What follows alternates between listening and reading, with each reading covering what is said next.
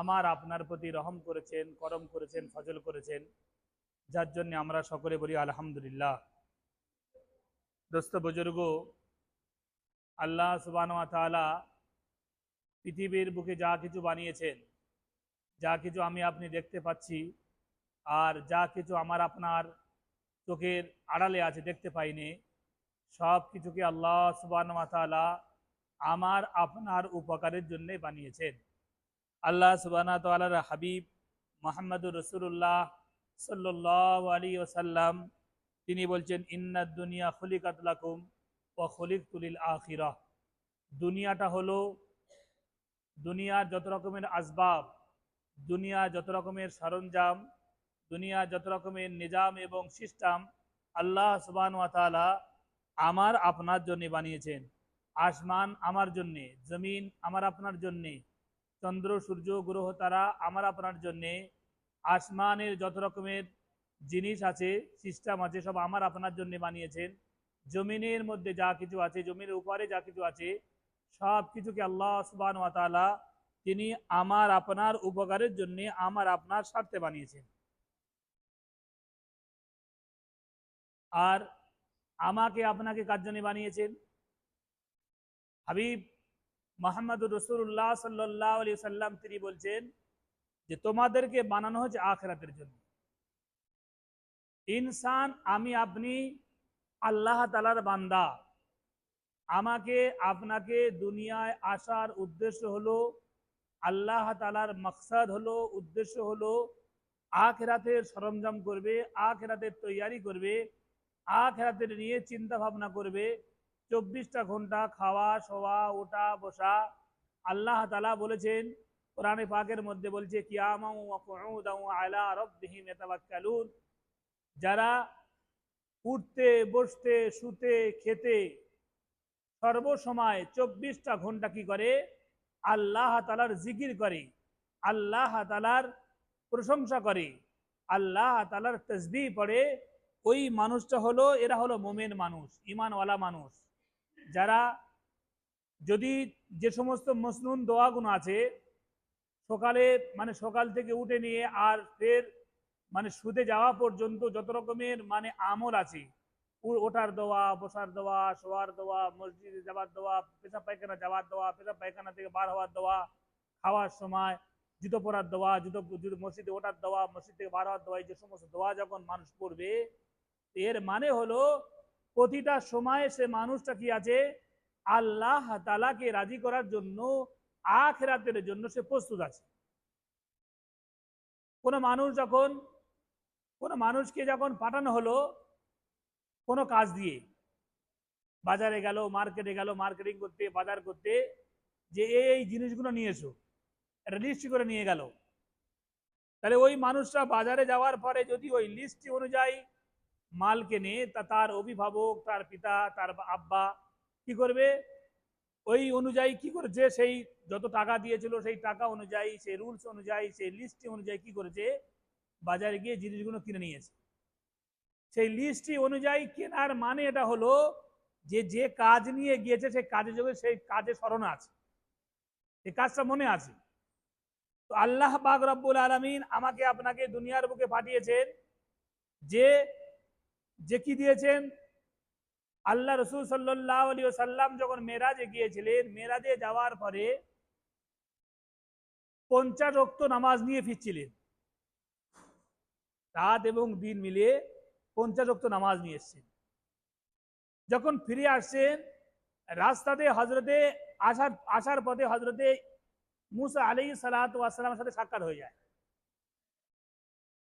তো রসুলকে জিজ্ঞাসা করলেন, হে হে আখিরি জামানার নবী মুহাম্মদুর রাসূলুল্লাহ সাল্লাল্লাহু আলাইহি ওয়াসাল্লাম, আল্লাহ তাআলা আপনাকে কি দিয়েছেন, আপনার উম্মতের জন্য কি দিয়েছেন? তো উনি বললেন আল্লাহ সুবহানাহু ওয়া তাআলার সাথে সাক্ষাৎ হয়েছে, বিভিন্ন রকমের কথাগুলো বললেন, যা যা হয় সবকিছু বললেন। তারপরে বললেন আমার উম্মতের জন্য আল্লাহ সুবহানাহু ওয়া তাআলা 24 ঘন্টার মধ্যে 50 ওয়াক্ত নামাজ দিয়েছেন। মুসা আলাইহিস সালাতু ওয়াস সালাম বললেন, হে মুহাম্মদুর রাসূলুল্লাহ, হে আল্লাহর হাবিব, আখিরি নবী, আপনার আপনার উম্মত পড়তে পারবে না, পড়বে না। যান আপনার আল্লাহ কাছে যান, যতবার গিয়েছেন পাঁচ পাঁচ করে ঘুরিয়ে দিয়েছেন। যখন লাস্ট বার যখন এসে পাঁচ পাঁচ রাকাত বাকি আছে, পাঁচ ওয়াক্ত বাকি আছে, তখন বললেন আরো কমিয়ে নেন। রাসূলুল্লাহ সাল্লাল্লাহু আলাইহি ওয়াসাল্লাম তিনি কাঁদতে কাঁদতে চলে এসেছেন, আমি আর আল্লাহর কাছে যেতে পারবো না, আর কমাতে পারবো না।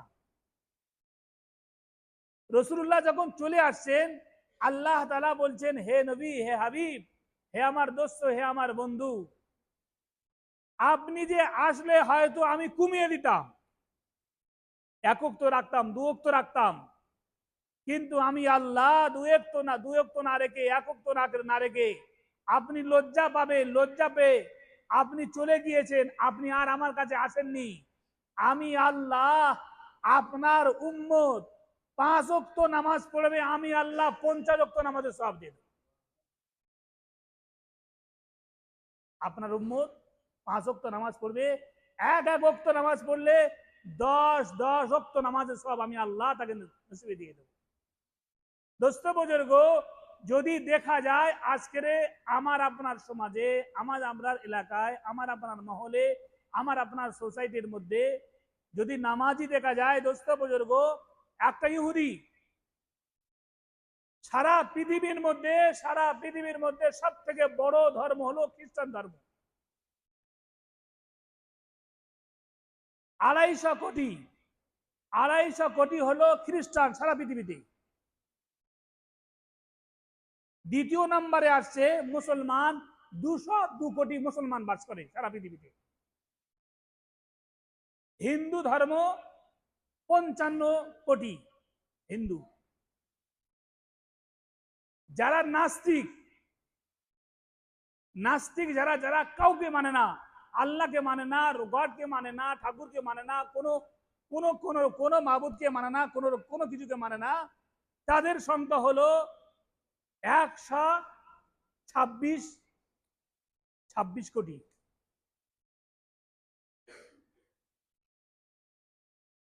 তৃতীয় নম্বরে যারা আল্লাহকে যারা মানে না, তাদের সংখ্যা হলো তৃতীয় নম্বরে।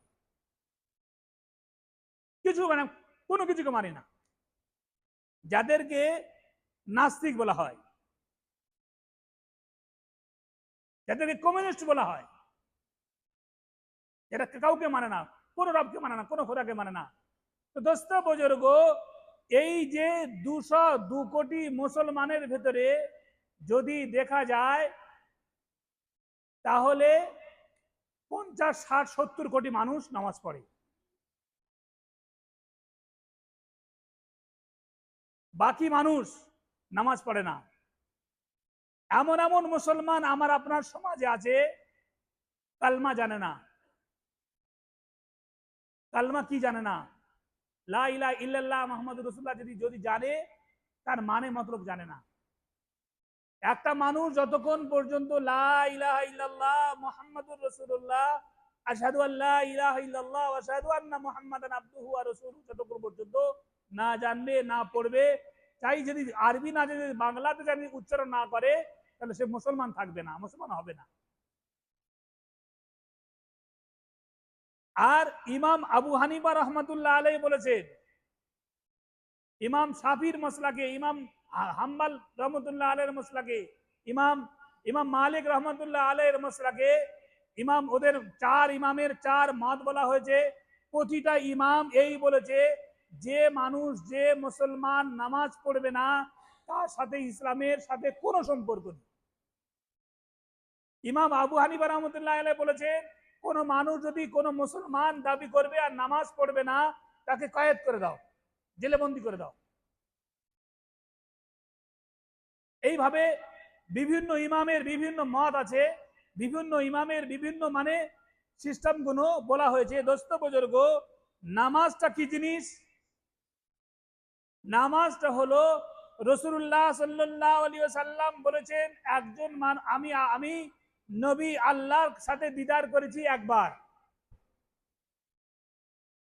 আর আমার উম্মত মুমিন মুসলমান আল্লাহর সাথে 5 বার দিদার করবে, সাক্ষাৎ করবে। এর নাম হলো নামাজ। দোস্ত বুজুর্গ, রাসূলুল্লাহ সাল্লাল্লাহু আলাইহি ওয়াসাল্লাম নবুয়তের বয়স যখন হয়েছে 10 বছর, যখন রাসূলুল্লাহ সাল্লাল্লাহু আলাইহি ওয়াসাল্লাম নামাজ নিয়ে ফিরেছেন, যে বছরে একই বছরে রসুলের বিবি খাদিজা রাদিয়াল্লাহু তাআলা আনহা, তিনি রসুলকে কেমন মহব্বত করতেন, কেমন ভালোবাসতেন। মক্কার অলিতে গলিতে, শহরে নগরে দূর দূর চলে যেতেন, গিয়ে দাওয়াত দিয়ে আসতেন। দাওয়াত দিতে দিতে কখন সন্ধ্যা হয়ে যেত, কখন সকাল হয়ে যেত, কখন ভোর হয়ে যেত, কখন 2টো 3টে 4টে বেজে যেত। যতক্ষণ পর্যন্ত রাসূলুল্লাহ সাল্লাল্লাহু আলাইহি ওয়াসাল্লাম বাড়িতে আসতেন না, ততক্ষণ পর্যন্ত খাদিজা ঘুমাতেন না, ঘুমাতেন না। একদিন রাসূলুল্লাহ সাল্লাল্লাহু আলাইহি সাল্লাম তিনি বাড়িতে এসেছেন, বাড়িতে এসে আওয়াজ দিতে দেরি, খাদিজা দরজা খুলতে দেরি হয়নি। দোস্ত বুজুর্গ, আমরা দেখেছি আমার মা সাধারণ একজন মহিলা ছিলেন, রাতে 2টো 3টে 4টে যখন আসবো ঠিক জেনে যেত, ঠিক কান জেগে থাকতো। মানে আমরা পোটে পা দিতে দেরি, ওনার জাগতে দেরি হতো না। তো দোস্ত বুজুর্গ, এরকম প্রায় মহিলা কি, প্রায় আমার মা, প্রায় বোন এরকম প্রায় আছে। তাদের সন্তানের জন্য, ছেলের জন্য এরা ফিকির থাকে, চিন্তা থাকে, আমার ছেলেটা গিয়েছে, মেহনতে গিয়েছে, কাজে গিয়েছে, মাদ্রাসা গিয়েছে, কাজ করতে গিয়েছে, কি পজিশনে আছে তাকে জানার জন্য। এইরকম ভাবে প্রায় অধিকাংশ মার এরকম, মানে মা যতক্ষণ পর্যন্ত ছেলে ফিরে না আসে, ছেলে মা তার ঘুমায় না। এই কয়েকদিন আগে আমাদের মাদ্রাসার 3টে ছেলে পালিয়ে চলে গিয়েছিল। তার মধ্যে মামার ছেলে ছিল, আমার ছেলে ছিল, আর ওই জিয়ারুল বলে ওর ছেলে ছিল। 3জন চলে গিয়েছে এখান থেকে, বাচ্চা বাচ্চা মানুষ, তাদের বয়স এখন 10 বছর 12 বছর বয়স হয়েছে। এই মামার ছেলে ওই 14-15 বছর বয়স হয়েছে, আর সব থেকে সব ছোট। এখান থেকে নিয়ত করে বার হয়েছে হায়দ্রাবাদ চলে যাবে, কাজ করবো করে গিয়ে। আর ওদের কাছে আছে, একজনের কাছে 55 টাকা, একজনের কাছে 50 টাকা আছে, এই টাকা নিয়ে হায়দ্রাবাদ যাবে। আর বার হচ্ছে কখন? মাগরিবের আধ ঘন্টা আগে বার হচ্ছে। মাগরিবের আগে যখন বার হয়ে এখান থেকে জীবনতলা গিয়ে, জীবনতলা থেকে গাড়ি উঠেছে, গাড়ি উঠে চলে গিয়েছে তালদি, তালদি থেকে ট্রেনে, ট্রেনে উঠে টিকিট ছিল, টিকিট করে চলে গেছে শিয়ালদা। রাত তখন 11টা বাজে, রাত 11টায়, মানে 10টা 45 ওর মানে লাস্ট ট্রেন। ওখানে যা পৌঁছে কান্নাকানি শুরু করেছে, তারা যাবি কোথায়? ওখান থেকে ফের ওরা কি করেছে, ফের ওই ট্রেনে উঠে যাওয়া। উঠে যখন মানে তালদি লাভছে, তখন রাত তখন 12টা বাজে।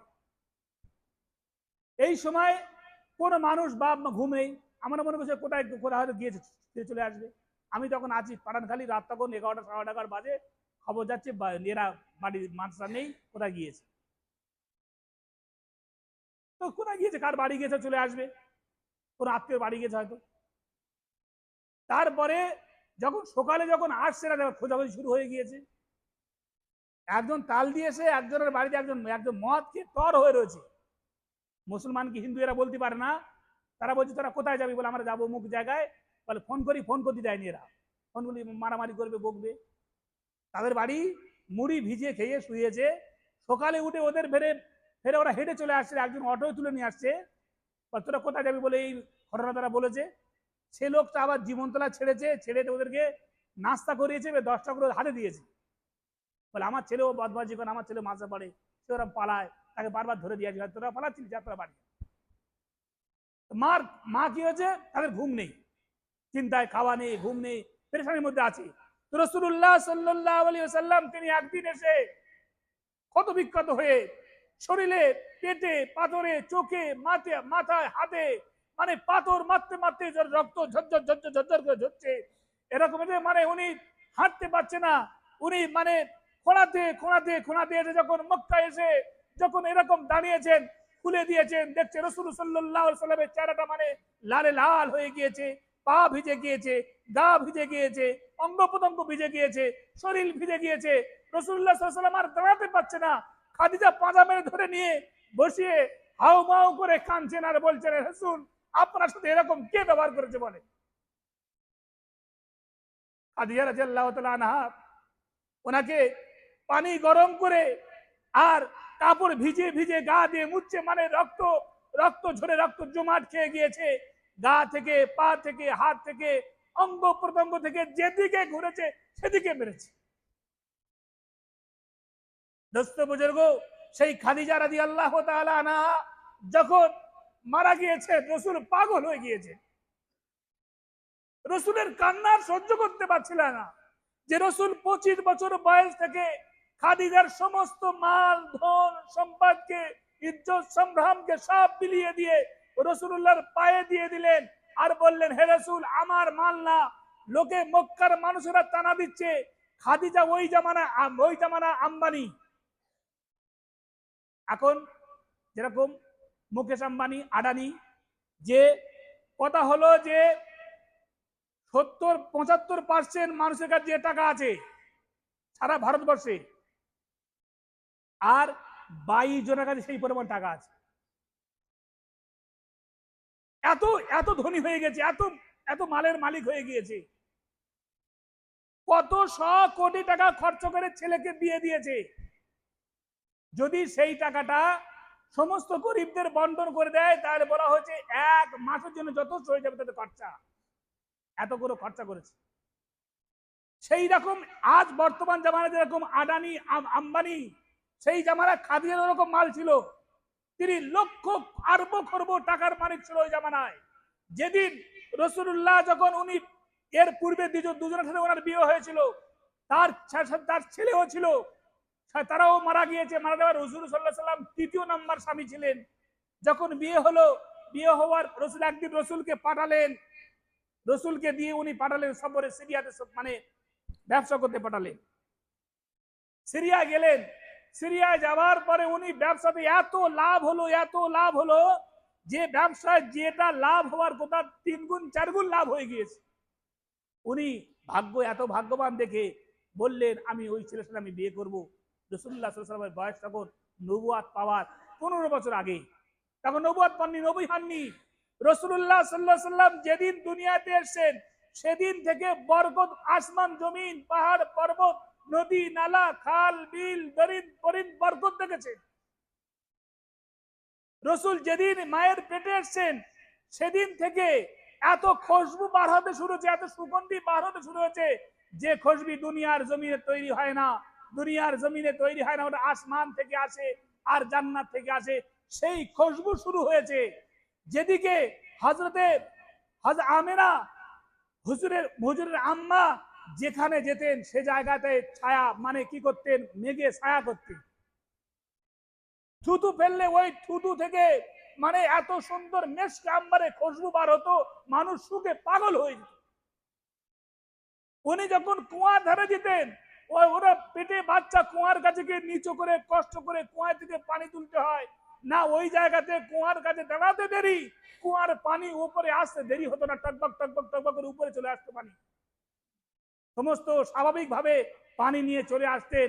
যখন মহিলারা ওনাকে পাঁজা মেরে ধরে রেখে কুয়ার কাছে বসিয়ে রাখতেন, মা তুমি এখানে বসো, তুমি এখানে বসে থাকলে পানিটা অনেক সহজ আমরা নিতে পারি, কোনো কঠিন লাগে না, কষ্ট লাগে না।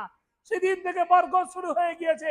দোস্ত বুজুর্গ, মুহাম্মদুর রাসূলুল্লাহ সাল্লাল্লাহু আলাইহি ওয়াসাল্লাম যেদিন থেকে চলতেন, ওরা চলা বলা, ওঠা বসা, লেনদেন, মামলাত, মুআশারাত, কথাবার্তা, রেহেন সেহেন সব কিছু ছিল সলিকা মতো। তার দেখতে এত সুন্দর যে রাসূলুল্লাহ সাল্লাল্লাহু আলাইহি ওয়াসাল্লামকে বলা হয়েছে, মিশরের মহিলারা ইউসুফ আলাইহিস সালাতু ওয়াস সালামকে দেখে তারা হাত কেটেছে। মুহাম্মদুর রাসূলুল্লাহর যদি চেহারাটাকে, সুরতটাকে, সেকেলটাকে যদি দেখিয়ে দেওয়া হতো, তাহলে মক্কার মহিলারা তারা নিজের গোলাকে কেটে ফেলতো, তাদের মানে পাগল হয়ে যেত। সেই খাদিজা রাদিয়াল্লাহু তাআলা আনহা যখন ইন্তেকাল হয়ে গেলেন, হয়ে যাবার পরে সেই 6 মাস পরে চাচা, যে চাচার ইন্তেকালে, কোন চাচা, যে চাচা যখন 8 বছর বয়সে যখন ওনার দাদা দুনিয়া থেকে ছেড়ে চলে যাচ্ছেন, আর আবু তালেবের হাতটা ধরলেন, ধরে বললেন, বেটা এটা থাকো, কোনোদিন তোমার যেরকম 3টে ছেলে, আকিল আছে, জাফর আছে, আর তোমার মানে আলী আছে, তোমার 3টে ছেলে, এটা তোমার ছেলে মনে করো, এটাও তোমার ছেলে, এটাকে এর সাথে ওরকম ভাবে যত পেরেশানি আসুক, মুসিবত আসুক, কষ্ট আসুক, যা দুর্দিন দুর্দশা যা আসুক, কোনে দনের জন্য জানে ছেলেকে যেন ছেড়ে দেবে না। সেই ছেলে হুজুরে পাক সাল্লাল্লাহু আলাইহি ওয়াসাল্লাম তিনি 50 বছর যাবত, একদিন দুদিন 3 দিন 4 দিন নয় দোস্ত, 4 মাস 1 বছর 2 বছর নয়, দীর্ঘ 42 বছর যাবত ভাইপোকে নিজের ছেলের মতো করে আলীকে সরিয়ে দিয়েছে, আকিলকে সরিয়ে দিয়েছে, জাফরকে সরিয়ে সরিয়ে দিয়েছে, আলাই আলাই আলাই রাদিয়াল্লাহু তাআলা আনহু আজমাইনকে সরিয়ে দিয়েছেন, কিন্তু মুহাম্মদ রাসূলুল্লাহকে সরিয়ে দেননি। সেই চাচাও ইন্তেকাল হয়ে গিয়েছে। রাসূল পেরেশান, যেদিকে তাকায় অন্ধকার, ডান দিকে তাকায় অন্ধকার, বাঁ দিকে তাকায় অন্ধকার, সামনে তাকায় অন্ধকার, পিছন তাকায় অন্ধকার, কাউকে আর মদতকারী কেউ পাচ্ছেন না। রাসূলুল্লাহ সাল্লাল্লাহু আলাইহি ওয়াসাল্লাম মক্কার ঘরের ভিতরে শুয়ে আছেন।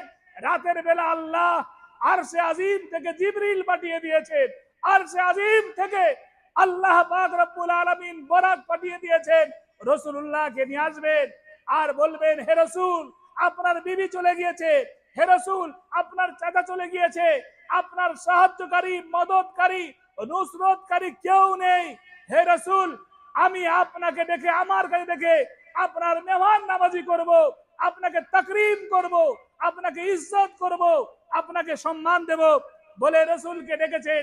ডাকার পরে যেদিন একজন ব্যাখ্যাকারী ব্যাখ্যা দিচ্ছেন, যেদিন রাসূলুল্লাহ সাল্লাল্লাহু আলাইহি ওয়াসাল্লাম মেরাজের রাতে বাইতুল মাকদিসে গিয়েছিলেন, সেই যে বাইতুল মাকদিসকে ইসরাইল কব্জা করে রেখেছিল, কব্জা করে রেখেছে, সেই বাইতুল মাকদিসে সমস্ত নবীরা এসেছিলেন, নবীদেরকে উনি ইমামতি করলেন, উনি হলেন ইমামুল মুরসালিন।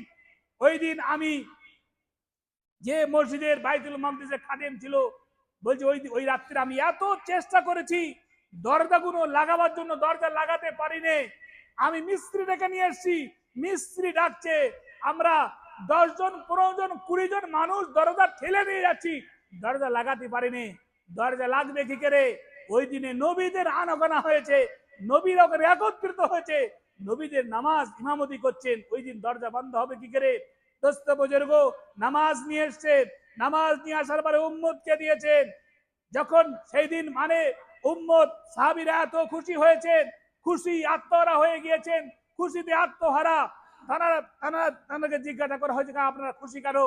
তারা বলতেন আমাদের আর কোনো সমস্যা নেই, আমাদের কোনো অসুবিধা নেই, কোনো দুঃখ নেই, কোনো আমাদের অসুবিধা নেই, আমরা যখন প্রয়োজন হবে নামাজ পড়বো, আল্লাহর কাছে বলবো, রুজির সমস্যা, থাকার সমস্যা, বিবির সমস্যা, বিমারি, পেরেশানি, মুসিবত, কষ্ট যাই যাই আসবো না কেন, দুরেকার নামাজ পড়ে আল্লাহর কাছে বলবো, আমার আল্লাহ সমাধান করবে। দোস্ত বুজুর্গ এই জন্য নামাজ এসেছিল। আজ দোস্ত বুজুর্গ নামাজকে খিলাড়ি মনে করে নিয়েছি, যে 10% মানুষ আমরা নামাজ পড়ি, 10%-এর মধ্যে দোস্ত বুজুর্গ 9% মানুষের নামাজের রুকু ঠিক নেই, সেজদা ঠিক নেই, কিয়াম ঠিক নেই, কেরাত ঠিক নেই, আমরা ঠিকভাবে দাঁড়াতে পারি না, আল্লাহর সামনে দাঁড়াতে পারি না। দোস্ত বুজুর্গ আমাদের নামাজ ঠিক নেই। ওই যে নামাজ আমাদের ঠিক করতে হবে, নামাজ আমাদেরকে বেশি দিন, আমার ছেলে, আমার আত্মীয় স্বজন, আমার বিবি, আমার বাচ্চা, আমার যারা পরিবেশ, আমার সোসাইটিতে যাকে দেখবো নামাজের কথা বলবো, যাকে দেখবো আল্লাহ রাস্তায় যাওয়ার জন্য আহ্বান করব, আল্লাহ রাস্তায় বাড়াবার জন্য তাকে দাওয়াত দেবো। দোস্ত বুজুর্গ তবে আমার আপনার ইমান বাকি থাকবে, নামাজ বাকি থাকবে, আমল বাকি থাকবে, আকীদা বাকি থাকবে, তাহলে আল্লাহ তাআলা খুশি হবে। দোস্ত বুজুর্গ যদি আমি আপনি না করি, আমি তো আমার প্রতি আল্লাহ তো নারাজ হয়েই যাবে, আর আমার আপনার সমাজ থেকে, পরিবেশ থেকে, পরিস্থিতি থেকে সমস্ত মানুষ নারাজ হয়ে যাবে। আল্লাহ পাক রব্বুল আলামিন আমাকে আপনাকে বলা এবং শোনার থেকে আমল করা তৌফিক দান করুন।